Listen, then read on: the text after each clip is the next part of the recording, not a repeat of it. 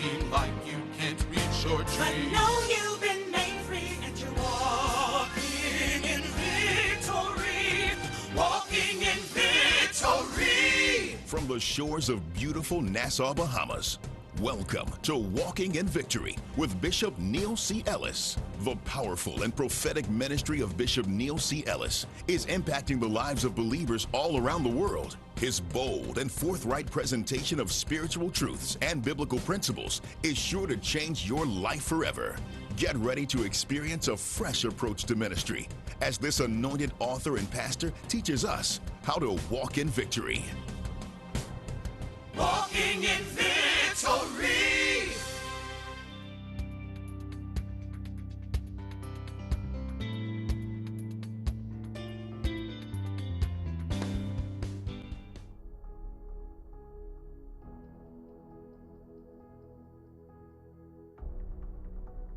Hello and Happy New Year to all of you. I am so delighted to be back. I've missed you terribly, and I hope that you have missed me too. But now we are back together again, and I'd like to welcome you to our Walking in Victory broadcast today. I'm Patrice Ellis, and I wish to thank all of you for tuning in to today's telecast. I pray that you've had a wonderful holiday and you're now ready to forge ahead into 2016. Traditionally, many churches have an annual watch night service, but because this service has become so large at Mount Tabor over the years, we've added an earlier service that we call our end-of-year service. Today's message, entitled The Power of a Dream, was delivered by Bishop Ellis at our 2015 end-of-year service. Listen to this quote from Mark Twain. 20 years from now, you will be more disappointed by the things you didn't do than by the things you did do. So throw off the bowlines, sail away from the safe harbor, catch the trade winds in your sail, explore, dream, discover. End of quote.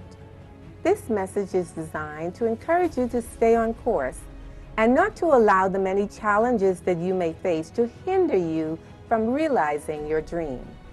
Your visions and your dreams are the children of your soul, the blueprints of your desires. I am so excited to share this message with you today, and I pray that it will be a blessing to you as much as it was to those of us here in the sanctuary. I invite you now to hear the message entitled, The Power of a Dream.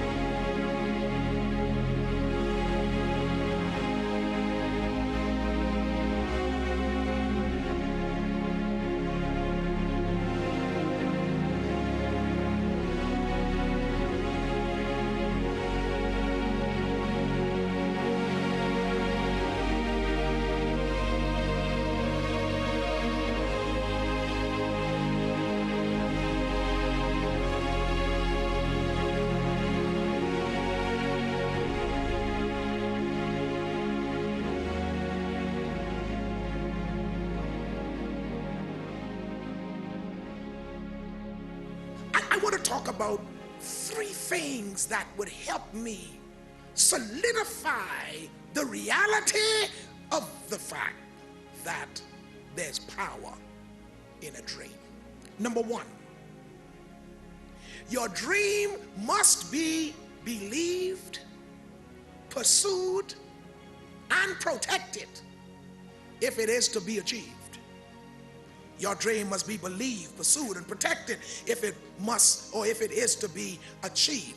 So between his having a dream and seeing the fulfillment of the dream, Joseph went from one, being dumped into a pit, to being sold into slavery, to being accused of rape, to being thrown into prison, to being neglected. All before his dream was realized. But at every phase, while he was in the pit, while he was serving as a slave, while he was in prison, while he was being neglected, at every phase, he continued to believe in the dream. He pursued the dream, and most importantly, he protected the dream. If your dreams are going to come true, then it would be your responsibility to make them come true. I can never understand why people will dream and expect other people to fulfill it. If I am supposed to fulfill your dream, then the dream you are claiming as yours is really mine. You've got to know how to dream and believe in your dream to the point where you are passionate enough to pursue. And you will pursue in such a way that anything coming against your dream, the pursuit of your passion will become your protection. You've got to be prepared, my brothers and sisters, to make your own dreams come true. A dream which does not result in action is nothing much. And an action which does not come from a dream is nothing at all. Your dreams are the beginning of your success, but a dream alone will not guarantee success. Without dedication, without work, without sacrifice, without commitment, your dream will never become anything more than a dream. The person who wants to do something finds a way.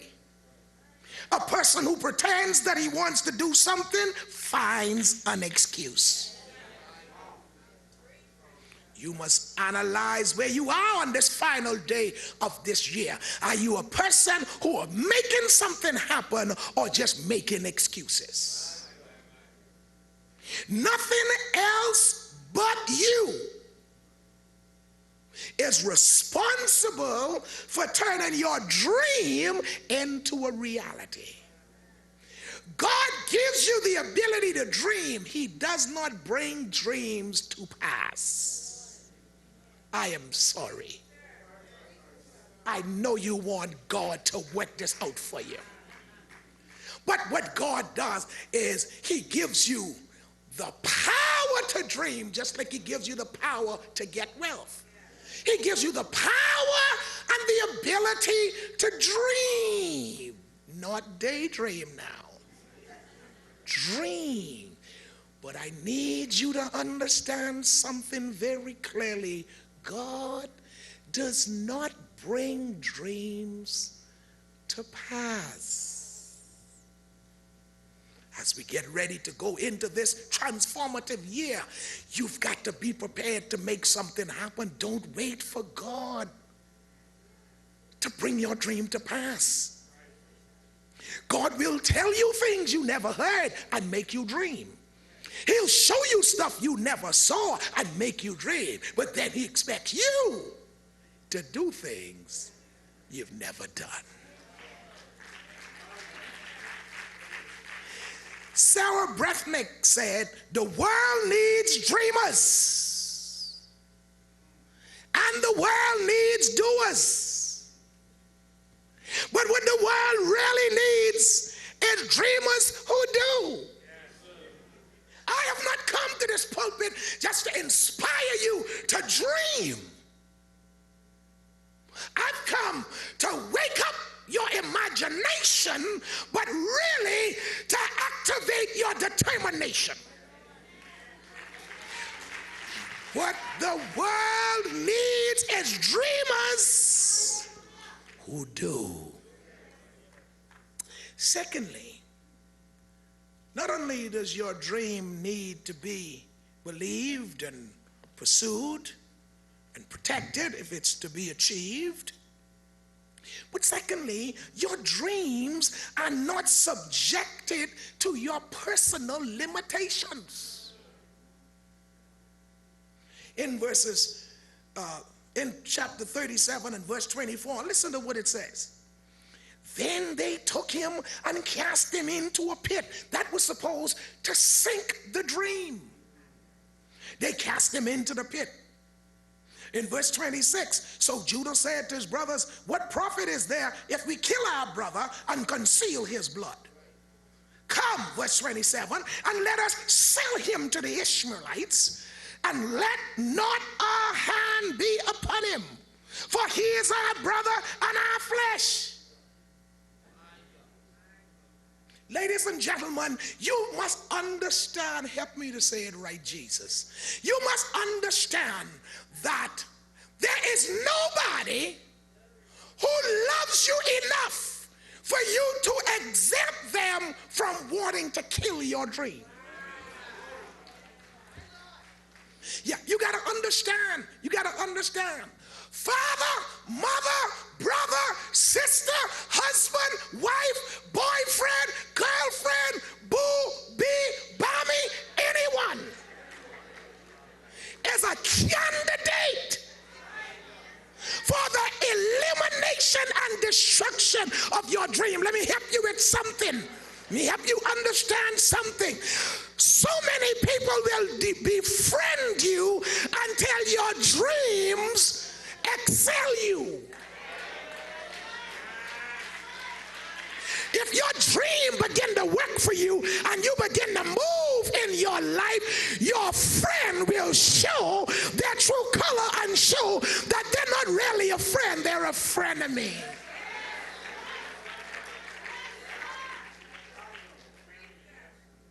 Now Joseph, verse 1 of chapter 39. Now Joseph had been taken down to Egypt, and Potiphar, an officer of Pharaoh, captain of the guard, an Egyptian, bought him from the Ishmaelites who had taken him down there. Okay, so sell him off to slavery and you kill the dream. So they thought. Verses 19 and 20. So it was when the master heard the words which his wife spoke of him, saying, your servant did to me after this manner, that his anger was aroused. Then Joseph's master took him and put him in the prison, a place where the king's prisoners were confined, and he was there in the prison. All right, so lock him up and bind the dream. So they thought. How much worse could it have gotten for Joseph throughout his life between fulfillment or dreaming and fulfillment? Yet the dream did come to pass. Your dreams, ladies and gentlemen, are not subjected to your personal limitations. There are people tonight hearing my voice who have not been dreaming because they have no money. You don't have to pay for dreams, people. Dreams are incredibly free. Don't let your limitations as you go into another year prevent you from dreaming. God usually gives us dreams a size too big. If you can ever afford your dream, the minute you dream it, it ain't a real dream. It's a thought. Because when God allows you to dream, and you have a dream, you can never ever afford your dream at the time of dreaming. That's why it's a dream. If you could think it and buy it, it was a thought. If you could think it and do it right away, it's a thought. If you could afford to pay for the fulfillment of your dream a week after you've dreamt it, it was a thought. God always gives us dreams a size too big because he wants you to grow with your dream. That's why it's important to know that wherever you are in your life right now, There's room for growth and expansion. Whatever your personal dreams are, don't let something as trivial as facts stand in your way. And the third and final thing I want to talk about tonight is this. Every dream may birth changes in your relationships. Every dream may birth changes in your relationship. In Genesis chapter 37, verse number 5. Now Joseph had a dream, and he told it to his brothers, and they hated him even more. The relationship changed. Look at verses 9, 10, and 11. Then he dreamed still another dream and told his brothers and said, look, I've dreamed another dream. And this time the sun, the moon, and the 11 stars bowed down to me. So he told it to his father and his brothers. His father rebuked him and said to him, what is this dream that you dreamt? Are you saying that your mother and I and your brothers indeed come to bow down to the earth before you, boy? Relationship changing. This was the favorite son, tell here. Verse 11, and the brothers envied him. So the fact that Joseph dreamt and told his dream, relationships in the family started changing. The Lord told me something on sabbatical. He said, man, go back and bust up something. You say, man, you be careful who you tell your dreams. God said, tell y'all, talk them. If you dream them, talk them. Because the more you talk them, the faster you eliminate those who don't support you. Talk them, talk them, talk them, talk them, talk them. Don't dream and be quiet. Shout it from the mountaintop. I have a dream.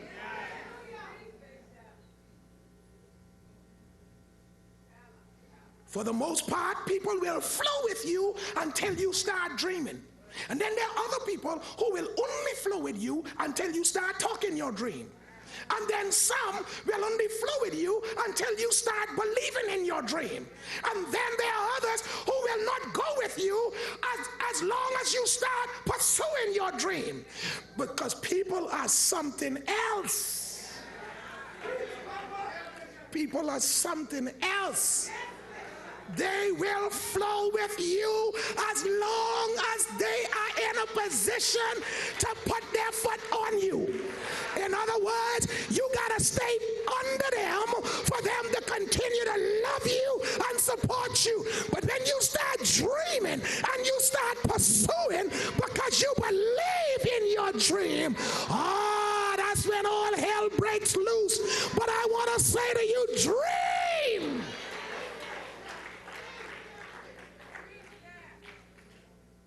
Once you start dreaming,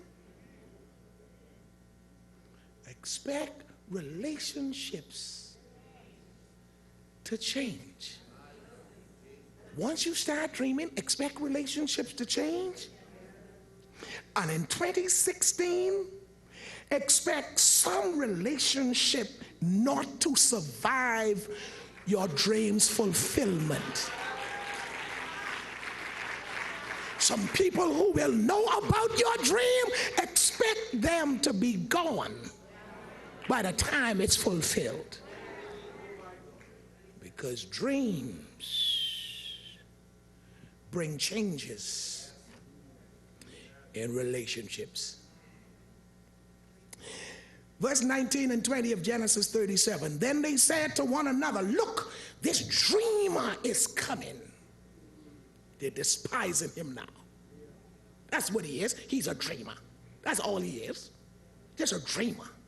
They didn't know a dreamer is more powerful than a man with the facts. But look, this dreamer is coming. They didn't know that few years from now, this one they despise will be their provider. Verse 20, come therefore, let us now kill him, cast him into some pit, and we shall say some wild beast has devoured him.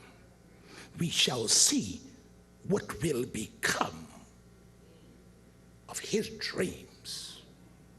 Let's hurt him. See what happens then.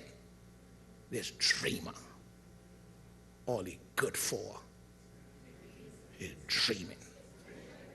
Let's kill him.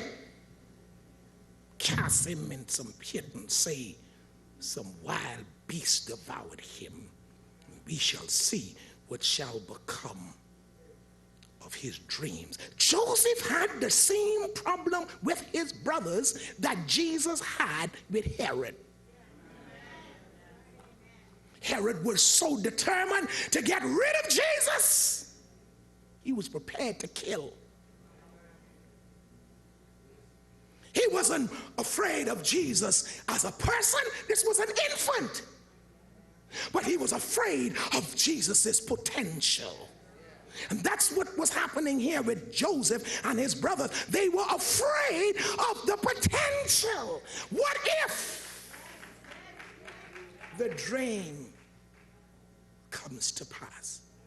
Verse 23, so it came to pass when Joseph had come to his brothers, they stripped Joseph of his tunic, the tunic of many colors that was on him.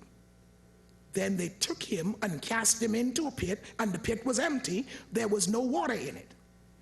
Verse 26, so Judah said to his brothers, what profit is there if we kill our brother and conceal his blood? Come and let us sell him to the Ishmaelites, and let not our hand be upon him, for he is our brother and our flesh. And the brothers listened.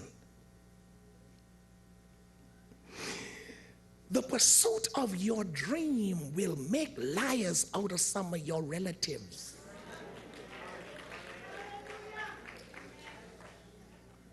But you have to be determined to pursue. Don't give up on your dream, because while the dream is free, the journey isn't. Don't give up on your dream even if it doesn't begin well. You got to know how to just pay the price for your dream. If you have a dream for real, you can have opposition. But your passion for the dream has to be greater than your opposition to the dream. You got to be able to look a person in their face who you know can't stand you fulfilling your dream, and you got to act like that's the biggest supporter you got. Life is not about what happened to you, but life is about what happens in you. It does not matter what people do to you. You got to keep the fire in you burning. Life is not designed to be bogged down in discussions about how you missed the mark. It's designed to be about your testimony, about how you rose above what was designed to bury you.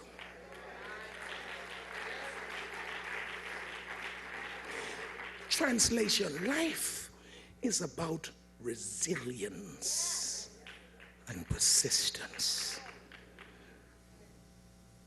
It's time for you, not your neighbor, you, to dream a dream that has never been dreamt.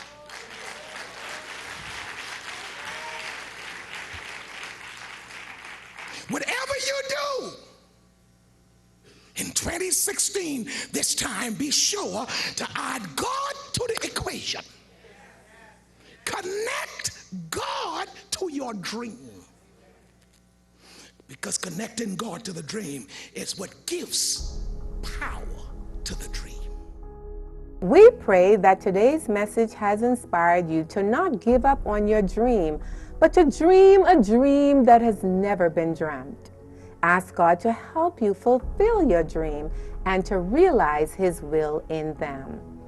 Next week on our program, we will share with you our Watch Night service where Bishop Ellis speaks on the topic, Going Out with Nothing in Your Hand. It was indeed pandemonium here in the sanctuary, and so you want to join us on next week. And so until then, I'm Patrice Ellis, and on behalf of my husband, Bishop Neil Ellis, and the entire Walking in Victory team, we want to thank you so much for joining us, and we invite you to tune in again next week at the same time. So until then, I need you to remember that you've been anointed to walk in victory. We pray that you've been blessed by today's message. Should you desire to hear this message in its entirety on CD, DVD, MP3, or MP4, please call us at 1-888-700-3473 or visit our website at www.neilellisministries.com. Here's a sneak peek at what you can expect on our next program. You've come into this new year worried about what you don't have and concerned about the meeting of your needs. And God says, if you trust me this year, I'll give you the victory with nothing in your hands. I'm preaching to somebody who started last year not knowing that they had in them what they have in them. And it wasn't until you went through what you had to go through last year that you realized you had more power in you than you give yourself credit for.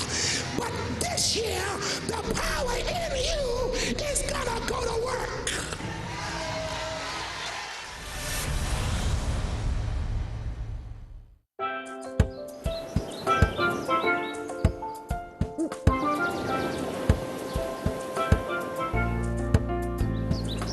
Troubles can make it seem like you can't reach your dreams, but know that you've been made free and you're walking in victory. Bishop Neil C. Ellis and the Mount Tabor Church family in Nassau, Bahamas wish to thank you for viewing the Walking in Victory broadcast and invite you to tune in next week to experience this powerful prophetic ministry. Should you wish to correspond with Bishop Ellis, please write him at P.O. Box N9705, Nassau, Bahamas, or email him at info@neilellisministries.com. Walking in victory.